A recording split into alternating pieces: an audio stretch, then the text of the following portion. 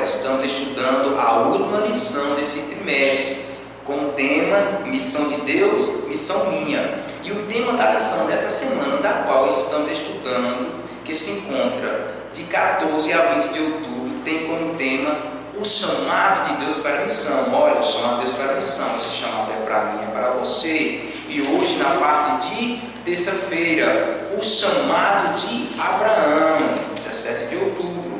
E agora a gente, estudando a parte de terça-feira, o chamado de Abraão, a gente vê que Abraão foi chamado para sair da sua parentela. Ele teve fé, como já foi falado nas lições anteriores, e saiu. E agora ele passou a peregrinar por terras estranhas. Olha, mas chegou um ponto que Abraão chegou na terra da qual Deus ia dar ele como herança, que era a terra dos cananeus. Mas os cananeus, eles eram conhecidos pela sua crueldade. E para acabar de completar, houve fome naquela terra. Abraão, infelizmente, não estava livre das fraquezas humanas. O que aconteceu com Abraão? Abraão agora se refoge ao Egito.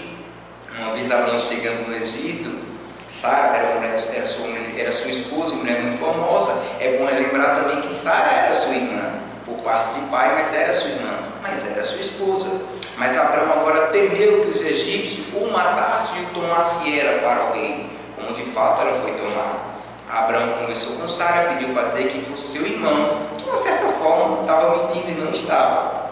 Enfim, estava mentindo. Para Deus, meia mentira é como se fosse toda uma mentira.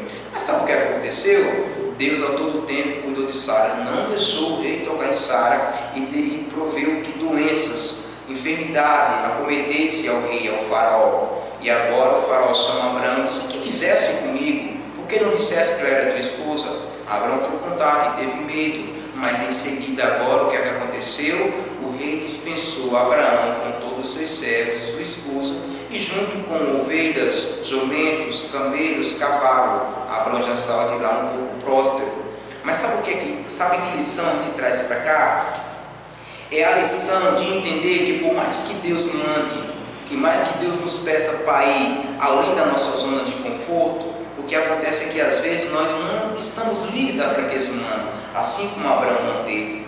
Mas ele foi vitorioso. Ele saiu de lá, aprendeu uma lição. Lição essa que nós devemos aprender diariamente, a confiar 100% nesse Deus maravilhoso. Não importa a provação que você esteja passando, seja financeira, seja conjugal, seja em uma enfermidade, Deus quer que você mantenha fiel a Ele a todo tempo. Olha bem, aqui no finalzinho da lição diz algo bem interessante. Diz assim, é um conforto saber que apesar de nossos erros, se nos apegarmos ao Senhor com fé e submissão, como fez Abraão, nossos pecados e falhas são perdoados e eles ainda podem nos usar para a missão. Olha, meu querido, deixa eu falar uma coisa para você. Esse Deus é maravilhoso. Ele não olha para mim, ele não olha para você como nós humanos olhamos uns para os outros. Abraão fraquejou, ele já estava na terra prometida por conta da fome. Isso é da primeira provação que veio, e ele foi para uma terra pagã.